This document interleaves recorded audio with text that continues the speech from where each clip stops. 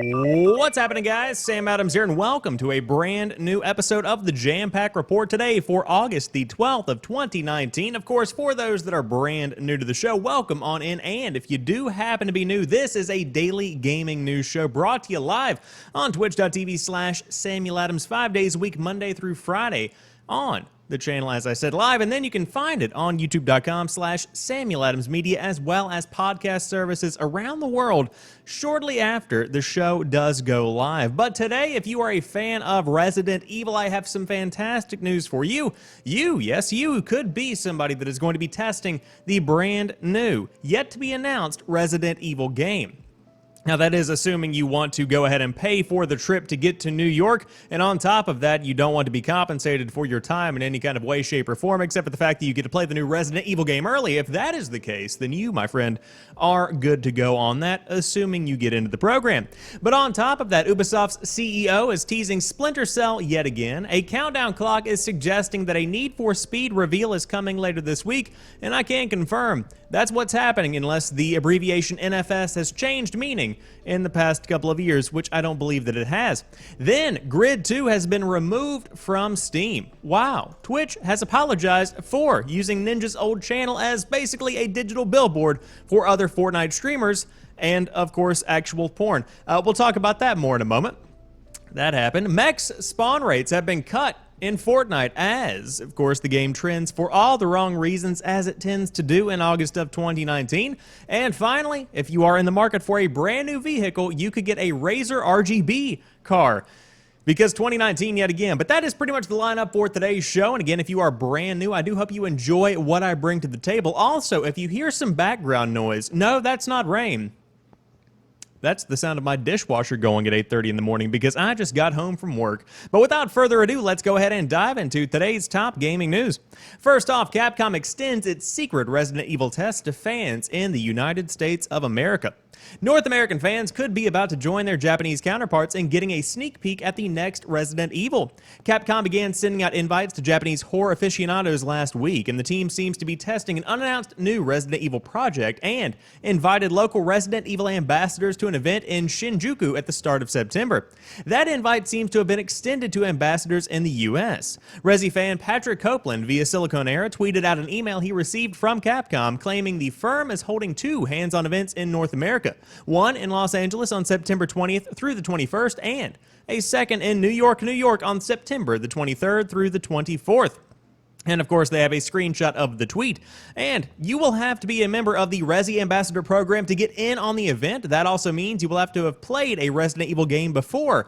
I would say that if you are looking to go to a Resident Evil themed reveal event, then you probably have played one before. But fair enough, really. You can sign up to be an ambassador over on Capcom's site if you did want to test your luck. But could this be Resident Evil 8, or is Capcom doubling down on the remake train? I suppose we will have to wait and see. But very exciting stuff here, because I was a big fan of Resident Evil 2 Remake earlier this year. And although I never played it all the way through because, you know, terror, Resident Evil 7 was a pretty good entry in the franchise as well. So if you ask around the gaming industry and you try and kind of get a beat as to where Resident Evil and Capcom overall stand in 2019, the company is doing fairly well and the franchise is thriving. And this is something much to the surprise of people that have been keeping up with where the company has been over the past few years. Of course, the main headline that stuck out in my mind in the past couple of years was that they were pretty much backing down off of Dead Rising and they were trying to get back to their roots. And I think that's pretty much what you are seeing here. You see fantastic big franchises like Resident Evil coming back in a big way with a fresh coat of paint and some new ideas, and that really is changing the game, no pun intended. Now, of course, when it comes to these secret tests, what a strange way to test the audience and test the water for a brand new game. I have never seen this done before in this kind of outwardly inward way, where you have this public announcement of testing being done, but you have no idea what the testing actually is. And man, are they really trusting to allow general fans into this event and giving general fans the opportunity to try out a game early on? Because man, you whip out one cell phone for just a couple of moments while one of the ambassador guards has his back turned, and boom, you've got the biggest leak of the last half of 2019 right in your hands. I'm just saying. But if you did want to dive in and check out the brand new Resident Evil, guess what? You can if you happen to get lucky and you are a big fan of Resident Evil, who, again, does not intend to be compensated for their time or their travel expenses to go to either LA or New York in the end of September to try out the brand new RE game. However, you could be traveling somewhere, maybe even your living room, to play a brand new Splinter Cell game relatively soon if Ubisoft's CEO is to be believed. Do it, you cowards, they say over there at Destructoid. For one reason or another, Splinter Cell has not made a comeback since 2013's Splinter Cell Blacklist. While Ubisoft included series protagonist Sam Fisher in some bonus DLC for Ghost Recon Wildlands, it has repeatedly denied that a new game is in the works. As of last week, though, Ubisoft CEO Yves Guillemot stated that a new entry in the series is actually being worked on. Just don't expect that entry to come out anytime soon. Speaking to Chinese publication Gamer Sky, Guillemot said, "On Splinter Cell, there will be some new type of experiments, but more on different devices. We are working a lot on the brand today to come back at one point. We can't say when because, as you know, it takes time, but we have to find which time is right to come back big." Guillemot is likely referring to the rumored VR adaptation of the series that was hinted at earlier this month, and it could also be a new installment for next-generation consoles. At this point, the author says, "I would rather Ubisoft stay radio silent on the franchise until some big reveal happens. All this back and forth with hints and confusing statements just gets my hopes up before leading to disappointment. Sam's a stealthy guy anyway, so it would make sense that we didn't see him in the shadows before he pops out. And of course, this is just the latest in a huge laundry list of teases for something happening in the world of Splinter Cell. And man, do I think this is hurting the franchise overall, and I'll tell you why. Whenever you're teasing something like a new Breath of the Wild, for instance, or a new Legend of Zelda, in this specific case, that name and that franchise carries enough weight to where it doesn't really matter how long we have to wait to get a brand new Legend of Zelda, or in this case, Breath of the Wild 2. We all know it's coming. It's very exciting. You can tease us all you want because we're still going to buy it either way. I don't know that Sam Fisher and the name Splinter Cell really carries that same kind of weight. I just don't know how many people are actually jonesing for a brand new Splinter Cell game. Now, that's not to say that the franchise itself is bad or underrated in any way. I love the Splinter Cell games, and I think they are phenomenal, especially Blacklist, which was fantastic, but at the same time, I'm still not sure it's on that same level where you can tease the game year after year after year with no evidence of anything actually coming about and expecting people to still be excited whenever there is an official announcement. But again, I am no marketing aficionado. That's just my 2 cents on the entire situation. I would love to see some kind of Splinter Cell game come out where it's not a mobile game, it's not a DLC cameo from Sam Fisher, it's something entirely new. And if we are going to be seeing something entirely new from Splinter Cell, I am 100% expecting it at the beginning of the next generation, or at least a couple of months into the next generation. That just simply makes sense. If you put something out in the PlayStation 4, Xbox One generation that's not going to be compatible with the PlayStation 5 and Project Scarlet, then I don't see a reason to actually put it out. This is going to be cannibalized by the end of the console generation if it is in fact coming out before the next generation of consoles launch, and it is a current gen exclusive. But again, that's just my 2 cents. Again, Ubisoft is doing some amazing stuff, especially in 2018 and into 2019. I'm very impressed with where the entire company has gone, where they have taken a step back, refinagled with Assassin's Creed. I hope they do the exact same thing with Splinter Cell, where you bring in a ton of new concepts, a ton of new art styles, and really just kind of open the mind a bit to what is possible within the world that is already there, with bringing in some new elements and a couple of new, eyes on the project. I think that's definitely a big benefit. But nothing has confirmed as of yet, but Splinter Cell very well could be on the way if Yves Guillemot, one of the coolest names in video games, is expected to be believed. But you know what is coming? A brand new Need for Speed game, because a countdown clock suggests Need for Speed reveal is coming later this week. It's go time, baby. Let's get it. EA's approach to the latest Need for Speed game has been slightly unusual. Ahead of E3, developer Ghost Games revealed it's working on the next installment in the racing series and that it will launch in 2019, but that it wouldn't be present at the LA trade show.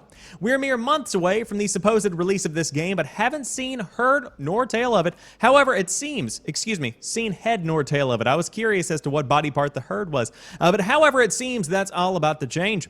A countdown timer on the official Need for Speed webpage suggest we will be getting the first info about the new game in a couple of days. To be precise, we should see some kind of reveal on Wednesday, the 14th of August at 7 a.m. Pacific Daylight Time, 10 a.m. Eastern Daylight Time, and we imagine we'll probably get a title and a brief teaser with more to follow during Gamescom later in the month. And so the big question is, are you excited for a brand new Need for Speed game? And I'll be the first to say, yes, I am a huge fan of Need for Speed. I cannot wait to see what this game brings to the table, but I will say I understand their approach to how they are marketing and how they are hyping up this iteration of Need for Speed, because again, kind of in the same vein that I was talking about Splinter Cell in, this game is still big. Need for Speed is one of the biggest names in the racing genre, but at the same time, I don't think a new Need for Speed needs to have 6 to 8 months of hype, because then the hype dies very, very quickly when you realize this is probably just going to be your old standard Need for Speed game with a new coat of paint and a couple of new bells and whistles in it.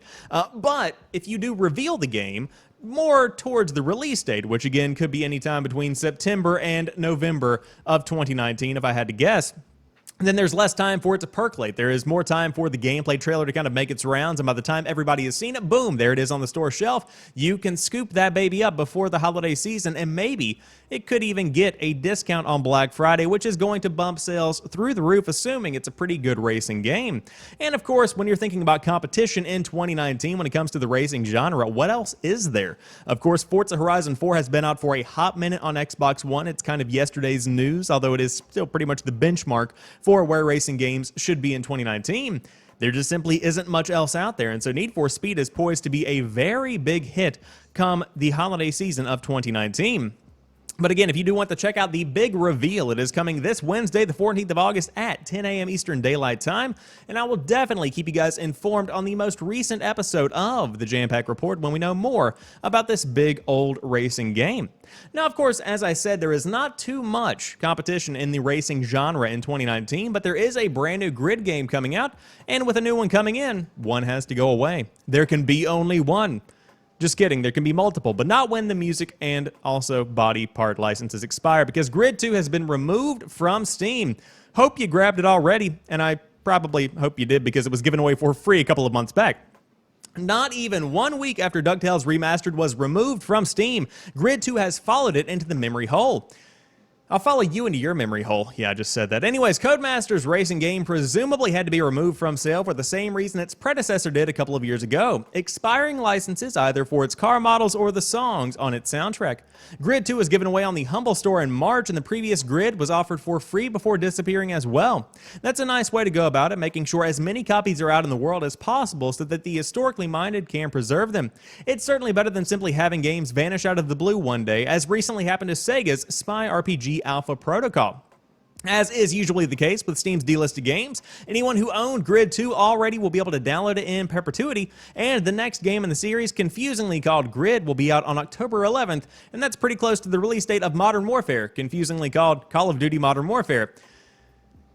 Creativity in the gaming industry in 2019, ladies and gentlemen, but I will say, very disappointing to see Grid 2 being removed, and I say this with every game that comes out and is then taken down whenever some kind of license expires. This is horrible whenever you are talking about the maintenance of a full library, whenever you're talking about people that come back and want to play these older racing games in a retro-facing kind of format. To not be able to have access to these games on the storefront is always going to be a hindrance, especially 5, 10, 15 years down the line. Now, the big question is, will Steam even be around in 15 years? Hopefully something better is taken over by that point, but then again, this is where we all have our games. There is a unification, in a way, of the PC gaming space where you can pretty much expect every game to be on Steam at one point or another. That's been shifting recently, but still, it's been a pretty big unifier when it comes to your PC gaming library. And so when it comes to Grid 2 being removed, I hope you picked it up because it's a phenomenal racing game. Very, very fun, and one that I would highly recommend regardless of where you play it. But unfortunately, those music licenses and body part licenses will get you in the long run if you are using them in your game. But hey, at least you can look forward to the brand new Grid game, which is going to blow this one out of the water graphically and, of course, in terms of gameplay, if I did have to guess. However, let's move on and talk about something I've been putting off, because let me tell you right now, I've been talking about Ninja more in the past week than I have in the past 3 years of my entire life. And don't get me wrong, it's been phenomenal for the channel. It's been phenomenal for the podcast. People love talking about Ninja, his move to Mixer, the mistakes Twitch is making, the big moves Mixer's making. Everybody loves talking about it. But my God, it comes to a point, man. It comes to a point. However, here we are yet again talking about an apology from the Twitch CEO to Ninja after the old channel he used was used to promote porn on the platform.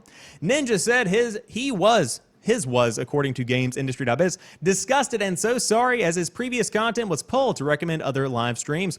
Emmett Shear, the CEO of Twitch, has apologized to streaming star Ninja Blevins and the site's users after the former's channel was used to inadvertently recommend porn. Ninja rose to fame through his Fortnite broadcast on Twitch, but recently left the site for an exclusivity deal with Microsoft's Mixer. He has also racked up millions, specifically 1 million plus subscribers thanks to a free promotion for subs on Mixer. However, in his absence, Ninja's Twitch channel was changed to a page recommending other popular live streamers, one of which featured pornography in the Fortnite directory. Sheer claims this occurred while Twitch was experimenting with showing recommended content across Twitch, including on streamers' pages that are offline. This helps all streamers as it creates new community connections, he wrote via Twitter. However, the lewd content that appeared on the Ninja offline channel page grossly violates our terms of service, and we have permanently suspended the account in question. Sheer said these recommendations have been suspended while we investigate how this content came to be promoted and apologized directly to Ninja. It wasn't our intent, but it should not have happened. No excuses. This is not the first time Twitch has been used to broadcast porn, or even worse. The streaming site saw a rise in inappropriate content earlier this year and is in the process of suing the users responsible. Prior to the apology, Ninja said he was disgusted and so sorry in a Twitter video, apologizing to viewers and parents of his many younger fans, but emphasized that this was out of his control. He also expressed frustration that Twitch used his channel to promote other content since he left for Mixer, seemingly removing almost a decade worth of videos he has created.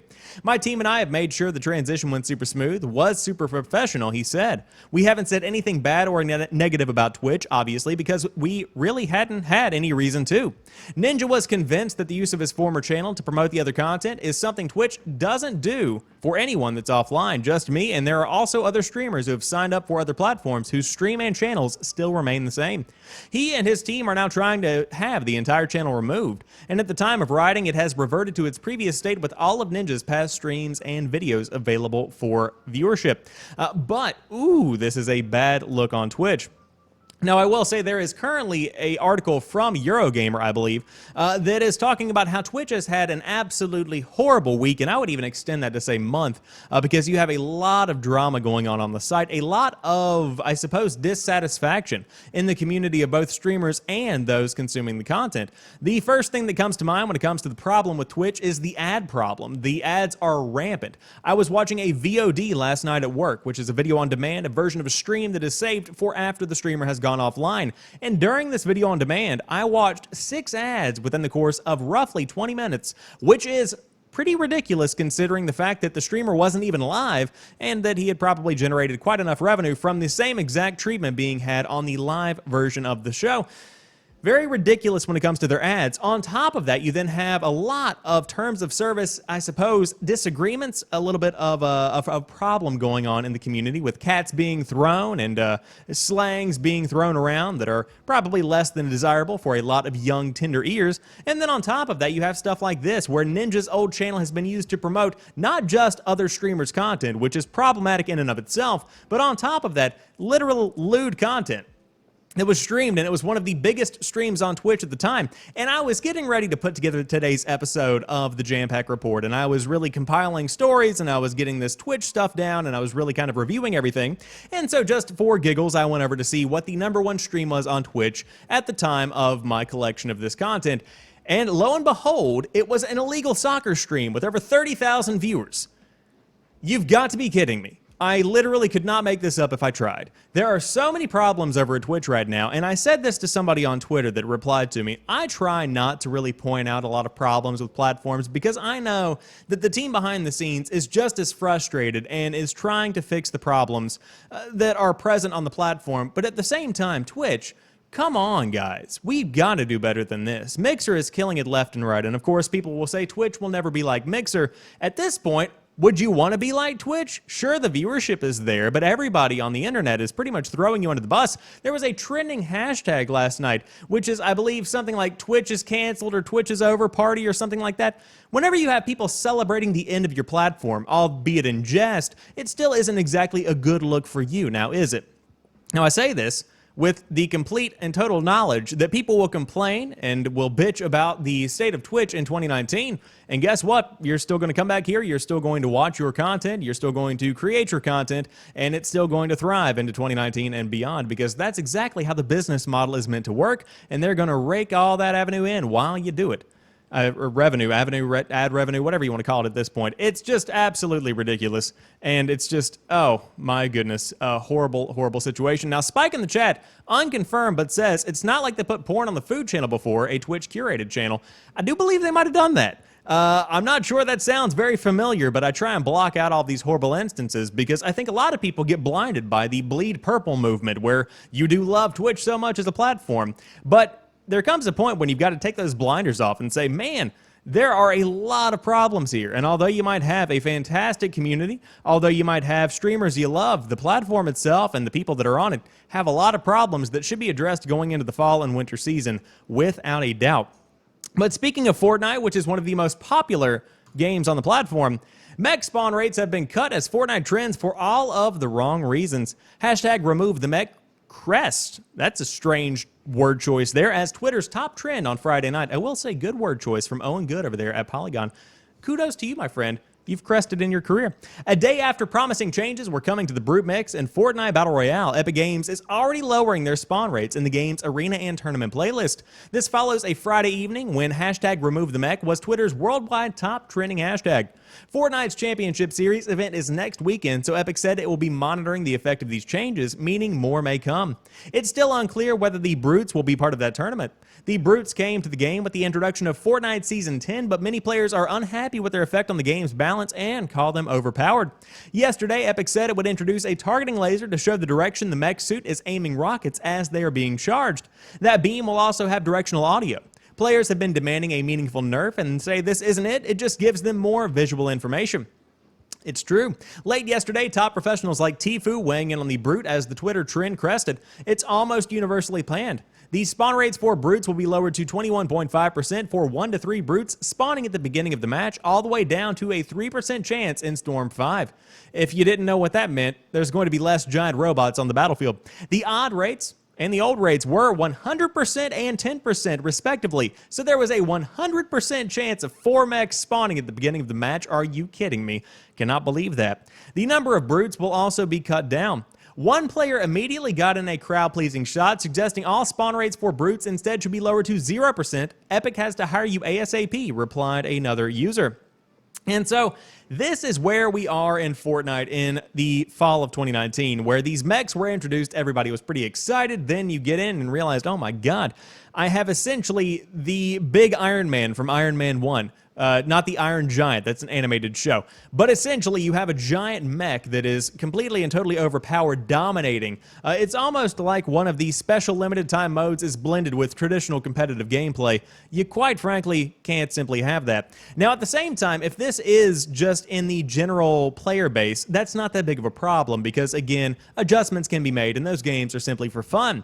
Whenever you are on the cusp of a huge championship series, that's when you have a problem because pros need to be ready and expecting, you know, what they can expect. And so whenever you are changing stuff at the last minute, taking in these game-changing mechanics and then taking them out and then shaking them all about and doing the hokey pokey, you can't do this at the last minute. People depend on reliability when it comes to planning for these events and practicing in a way that they feel so prepared to actually dominate on the battlefield.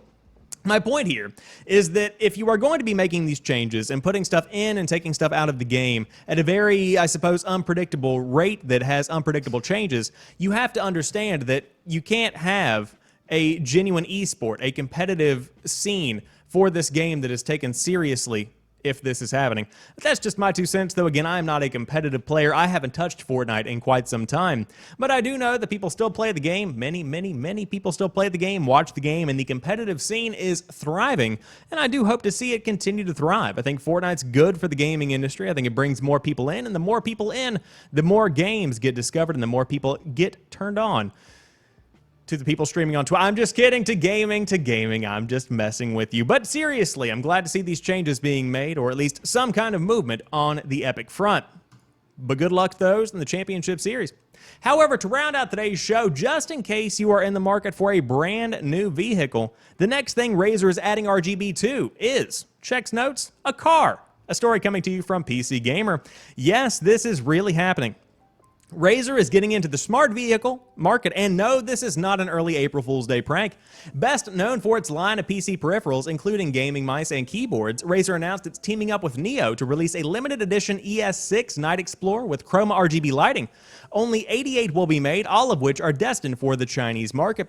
Unless things go sour in a hurry, the ES6 Night Explorer will not be the only Razer-branded vehicle, and Razer says its collaboration will extend to future smart car models, all with RGB lighting, of course. Razer Chroma lighting for smart cars will enable customizable lighting effects for the passenger compartment, audio visualization features, synchronization, and game integrations by tapping into the ambient RGB lighting controls of Neo smart electric vehicles for a truly immersive experience, Razer says. I have to go get a bread out of my oven. Momentary pause.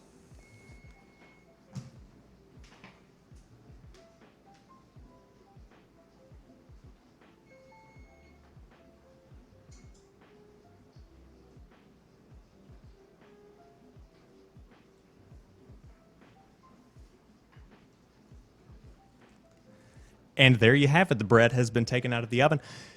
I love bread. Anyways, yes, you have a car with RGB. That's essentially what you've got. You can see it with the underbody. Oh my god, this thing looks sick. How the gaming integration angle plays out remains to be seen. Maybe these will have displays embedded into the seats for connecting PCs and consoles.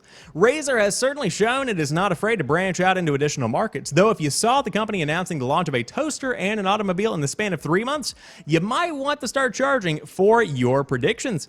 And so, we have a question here. Is it done? Are we talking about the bread or the car? In my opinion, the bread, absolutely done. It's pumpkin bread, it's fantastic, phenomenal, delicious. But the car, no, it's not done quite yet. Again, only 88 of these are being made, and I will say, why do we need an RGB car in 2019? And I will say, the answer to that question, it's 2019. We need an RGB car. I mean, if you can play Cuphead on a Tesla, there is no reason why Razer shouldn't be getting into the vehicle market with a collaboration and putting a couple of lights on a really cool looking vehicle. I will question as to why there is gaming integration, because I don't really see that being that big of a deal. Now, I will say the audio synchronization, to be able to play a Spotify playlist of EDM music and have your car bump along in a rhythmic lighting kind of fashion, that sounds phenomenal. I love that idea. I think that's a really cool feature. But the big question here is, would we actually buy this? I suppose if you have the money to throw around, and maybe if you want to have a really cool pimped out RGB car, or you are a PC gaming elitist, then you might want to go ahead and pick this one up. But I will say, completely electric, that's pretty cool. On top of that, you do have the lighting, which is also cool, and that's pretty much the standout feature set of the entire car. Now, as OKS Healer says in the chat, I would like to see one at a car show. I would not buy one myself. I'm curious as to the price. Now, I'm sure that we could probably look this up, but what does this look like? A professional podcast? This is not car talk. This is a gaming show. I don't care how much this car is. I paid for my car, and I'm not going to buy another one until it's crapped out on the side of the road. But no, they will definitely not let you game while driving, but you could pretty much, make your driving into a game where you weave in and out of traffic while turning on the colorful RGB chroma setting on your brand new Neo vehicle. But that rounds out today's episode of the Jampack Report. Just in case you did want to catch up on the hottest gaming news and the hottest car trends, I do hope you enjoyed this one, and if you did, be sure to drop me a like down below if you are watching on the YouTube trend, and by trend, I mean the trending tab.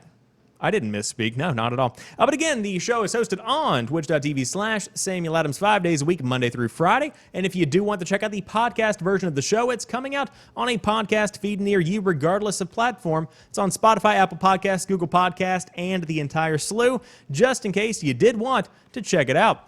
Quick update before we leave. Spike says they are available for around $67,419. So with that being in your mind to sign off for the day. Just in case you wanted a car, there you have it. Now, we will be back tomorrow for a brand new episode of the Jampack Report. I have to go make sure my bread is okay. And until next time, have a fantastic rest of your day. Peace.